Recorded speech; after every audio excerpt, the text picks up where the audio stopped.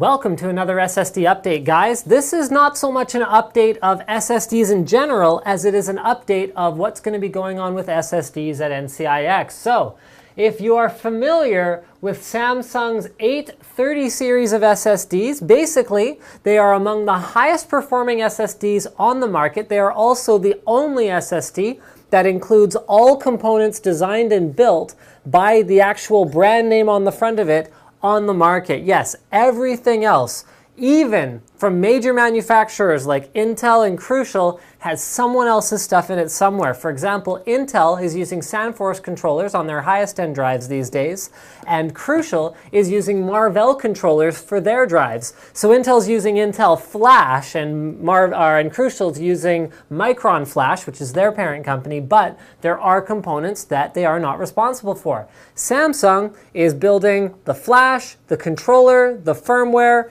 Every aspect of this drive is 100% controlled by them.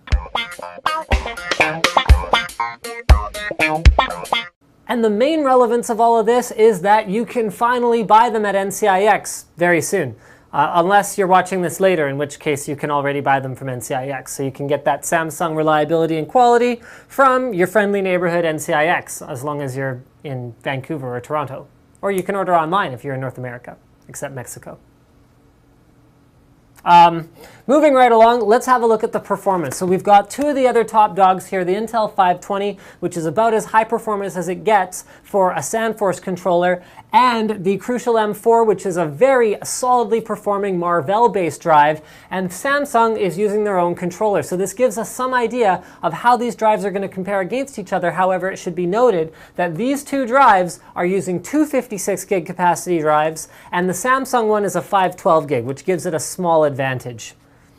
All right, so basically the Samsung falls in between the Intel 520 and the M4, both in terms of pricing and in terms of performance. So it absolutely destroys the M4 in terms of its write performance. However, the reads are fairly similar, even once you get down to very small files. So understand, guys, that the closer you get to the very small file sizes, the more representative that is of the random performance with very small reads and writes that you will encounter oftentimes in an OS environment. And the Samsung performs very well here. So does the M4, with the Intel SSD falling a little bit off down in those very small files. However, when it comes to sheer raw throughput for reads and writes, the Intel drive just takes the cake, especially when you get up to these bigger file sizes, up past about 64K, where you start seeing 500 to 550 megabytes per second on the reads and writes. Now, underneath here, we've got our Q depth of 10 results, where pretty much we see, for the most part, the same thing. So not too worried about the differences. We were running at a Q depth of 4, which is more of like a storage-oriented configuration, and we were also running at a Q depth of 10, which is more like an OS configuration in a heavy workload environment where there's lots of pending items to be processed by the controller. So the more advanced the controller is, the better it'll perform at those deeper Q depths, because it'll prioritize things correctly to get it done as efficiently as possible. So that's pretty much it. That's the SSD market update. Pricing has stopped falling so dramatically, so things are leveling off a little bit. So now is as good a time as any to buy an SSD, because it remains to be seen when we're going to see another price move. The capacity sweet spot remains the 200 to 256 gig range, or well, 240 to 256 gig.